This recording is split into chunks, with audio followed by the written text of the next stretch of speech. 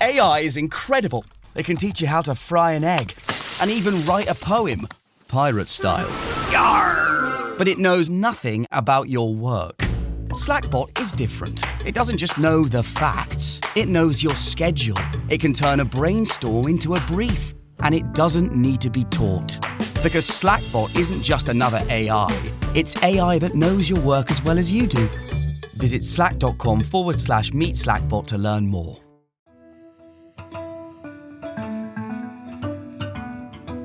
For the News and Observer, I'm Dawn Vaughan, Capitol Bureau Chief and host of Under the Dome.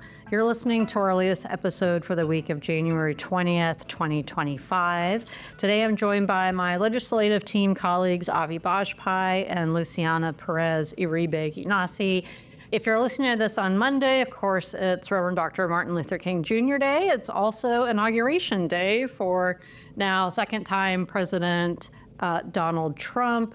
What we heard as we were recording this on Friday afternoon is that the inauguration ceremony has been moved indoors because of the DC weather. They've been hit round after round of snow and cold and ice, and that's just what it is in that area. So what does that mean for us? All I'm aware of as far as like the North Carolinians that are there, Richard Petty, I think, is supposed to be there in the parade. Haven't heard anything else. I assume the Republican congressional delegation will be all, I imagine former Speaker, now member of Congress Tim Moore will be on camera at some point, find a way or put that out. And the rest of the new Republicans and kind of, I think like as of Friday, there was sort of a toss up on, are the Democrats going to go and how is that going to play out? And how's the weather going to factor in, and now that they'll all be inside. So as far as what that means for us, Avi, I'll turn to you first on, it seems like immigration is the biggest thing that could have like the soonest impact on North Carolina as far as Trump policy. Do you think so? Yeah, North Carolina and the rest of the country, honestly. The man who Trump has tapped was one of his first kind of hiring announcements after he won the election.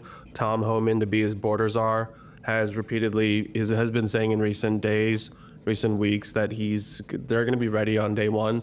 It's not clear what exactly that means in terms of rolling that out and executing that.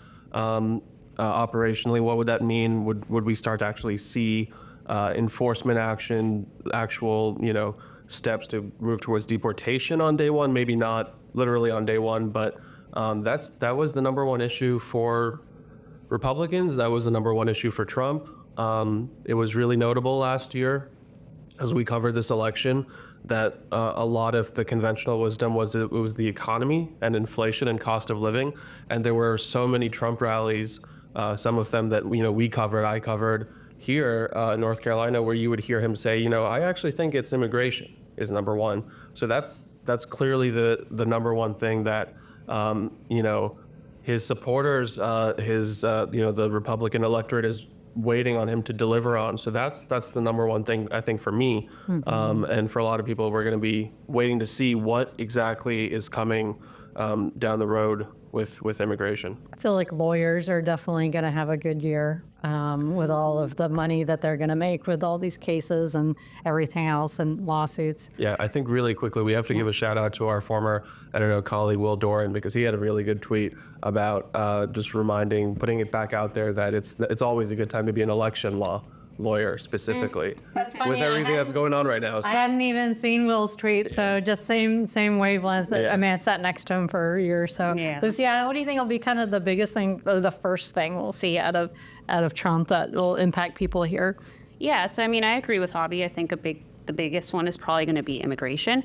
And I think tied to that, it's going to be the economy in terms of a lot of workers here are, Hispanic, Latino workers. So how will that impact the state economy? And then beyond that, tariffs. I think that's a big one that Trump has talked about. And there's a lot of businesses here and manufacturing and such. So I'm curious to hear what will happen there. And as you already mentioned, a lot of voters voted because of the economy. So, will that have a positive or negative impact, or what all will happen? Yeah, tariffs. That's tariffs and taxes. And, if people wanted the last president out, wanted Biden out, didn't want Harris because she's Biden's VP, And because everything costs so much, you can cut income tax rate, but that's like once a year. Like people want to pay less money for things now, so I don't know what we would see with that. How is that possible that we're suddenly things aren't gonna be as expensive? Yeah, well, immigration and border security, and then this the tax cuts that Trump and the Republican Congress put into effect in 2017, I want to say, are expiring. So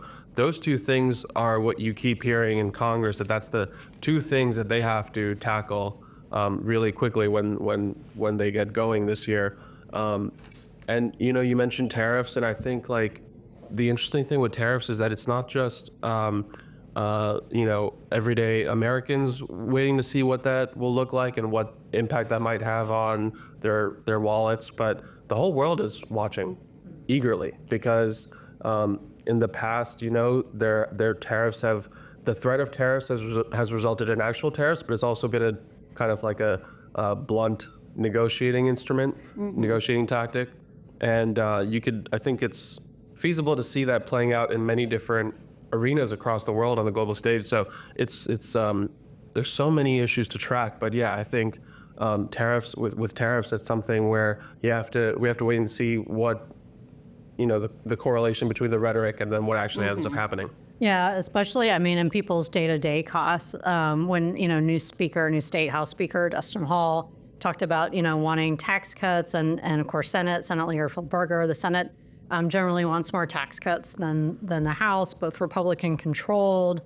But again, your annual income tax rate is different than your grocery store bill. And I've never heard a Republican introduce a sales tax reduction, which of course is also tied to how much money and how the state is thriving. I think it's more of a philosophical difference on where you think, taxes should be higher or lower. But I think I've done this on the podcast before, but from Parks and Rec, the character Tom Haverford said, "This is America, I want it now," and just how long are people going to give the Trump administration to make lives not so expensive when once you're in office, it's your fault now. You can complain about the person that did it, but at a certain point of time, it's, I don't even remember, was that like a president or cabinet member, the buck stops here line?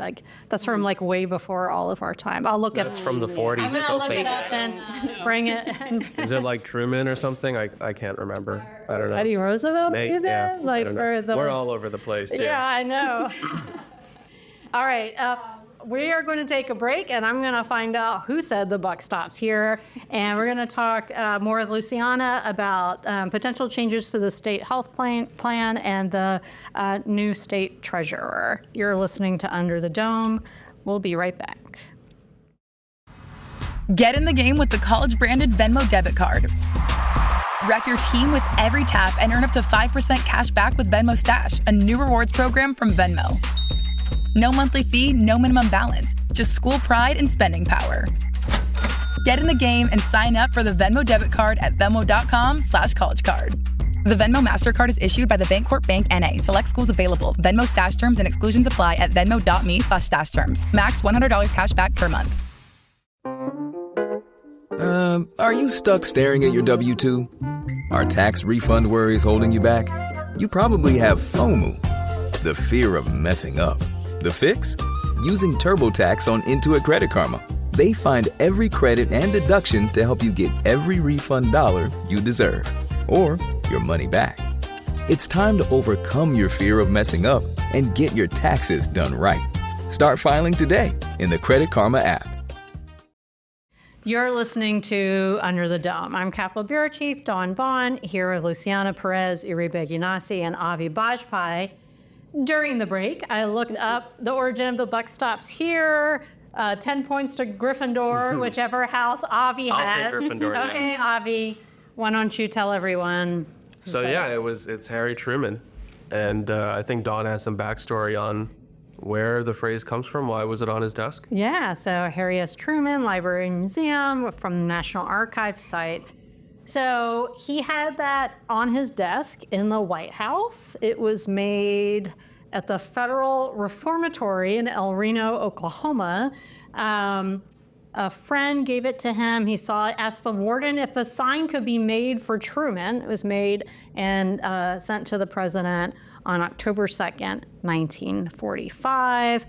So the saying "the buck stops here" derives from the slang expression "pass the buck," which means passing the responsibility on to someone else. I feel like that's enough, like everyone understands that. Like, you know, I mean, obviously none of us were alive in 1945. But anyway, it's in our like memory. That's why I said it. And then, and I'm reading again from the Truman Library site, quote, "On more than one occasion, President Truman referred to the death sign in public statements. For example, in an address at the National War College in 1952, Truman said, 'You know, it's easy for the Monday morning quarterback,'" now that's a phrase everybody uses, "to say what the coach should have done after the game is over. But when the decision is up before you, and on my desk I have a motto which says 'the buck stops here,' the decision has to be made," end quote. That was Truman, and from his library website. So that's really funny. He also said Monday morning quarterback, which is something. I didn't realize that goes back to 1952 or much earlier, maybe even.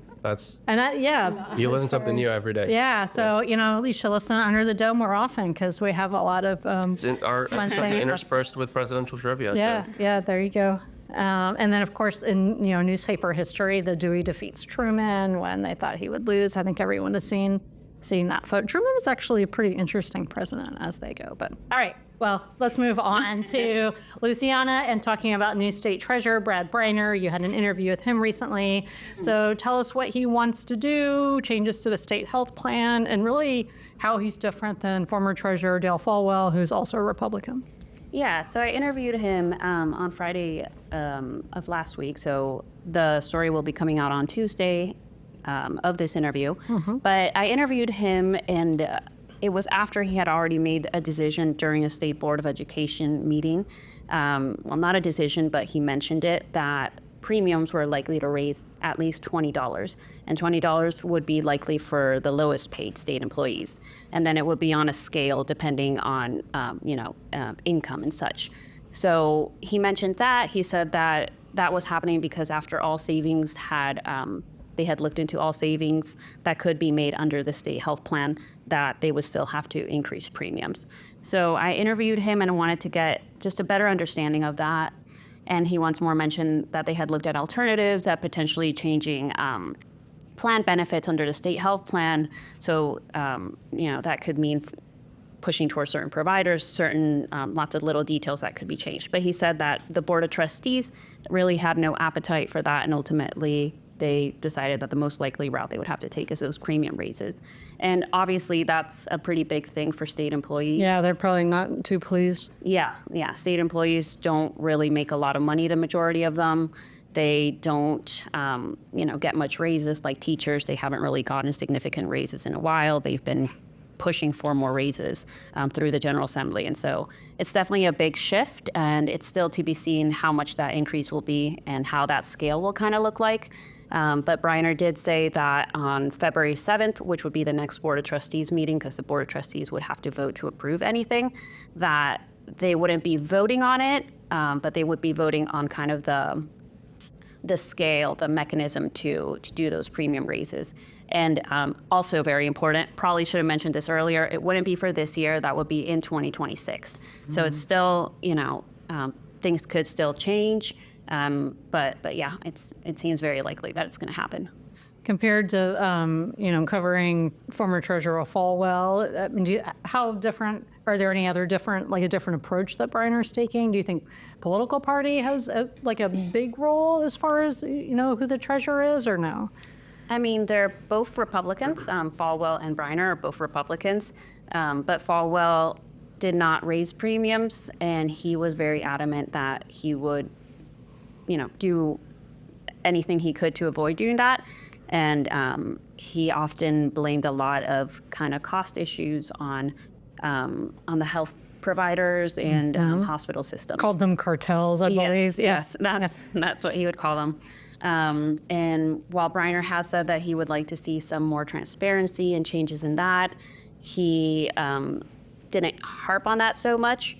And the other big thing that Falwell did was often, say that the General Assembly had to provide more funding because, The General Assembly provides the funding for the employer premiums, not the employee, but the employer portion of it, to fund the state health plan and benefits and such. And he would say that the General Assembly and lawmakers had to really step up and do that, and that they were not giving enough money, that there were some COVID funds that should be given back to the state health plan, to the treasurer's office. Okay. All right. And again, that'll be in the NNO on Tuesday. Yes. Okay. Tuesday. Newsobserver.com, where you can read all of our coverage. We are, as you're listening to this early, Martin Luther King Day is a federal holiday. So, a holiday for everybody.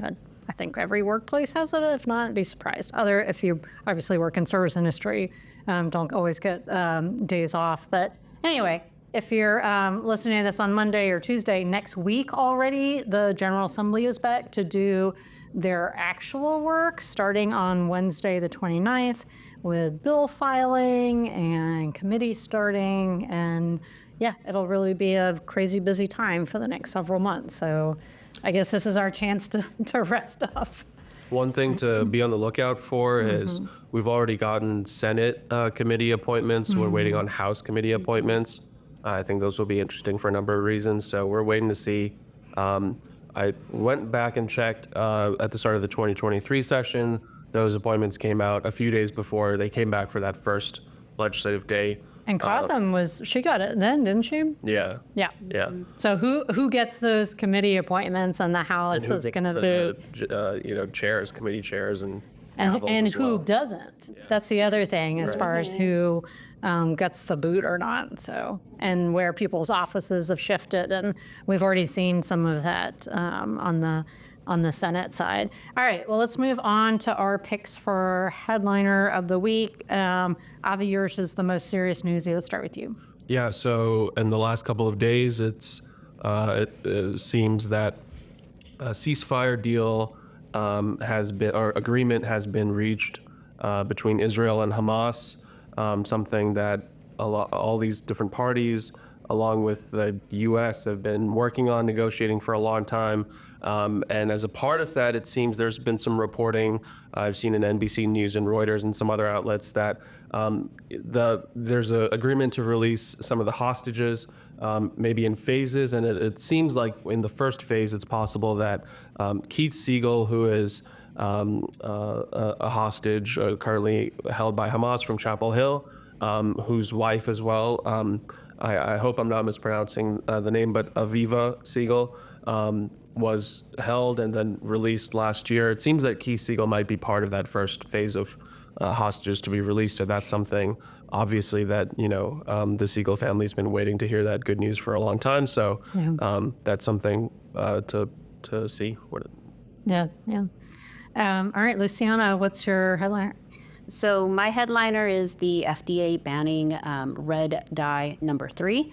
It had been for years linked to cancer, and so they finally took that action, I believe, after some advocacy groups really pressed them more. And obviously, I think there's a lot more dyes out there that are probably harmful. So, hopefully down the line, that happens for other dyes as well. I looked up all the different, because I had heard of Red 40, which is not banned, and how some products had moved to coloring, items with different stuff, and beet juice was one, in popsicles, taste it, but something that comes from a plant that I can identify that doesn't have a number. Yeah, and seems maybe a little on the fresher consumption side. My pick for headliner is going to be what we already talked about, Martin Luther King Jr. Day. And if you're listening to this on Monday, there are a lot of events in Raleigh and Durham and other areas. And former longtime state House member Mickey Mashaw, he was in the Senate, I believe, for a day. His family and his parents hosted Reverend King for a lot of his visits to Durham, sat at their dining room table, gave speeches at the old Hillside High School in Durham. King also spoke at the former Jack Tar Hotel. I feel like there are 4 or 5. I did a story once, I don't know, 10 years ago when I was at the Herald Sun about all his different stops and the different speeches and everything. Oh, White Rock Baptist Church, of course, that's another big one. So I'm sure there'll be a lot of different commemorations about Dr. King today. And of course, a day of service is what it's turned into a lot. So a lot of people out doing good in the community in his honor. So that is all the time we have for the News and Observer. I'm Dawn Vaughan for Luciana, Perez, Uribe, Guinassi, Avi Bajpai, and producer Laura Brache. Thank you for listening, and we'll talk to you next time.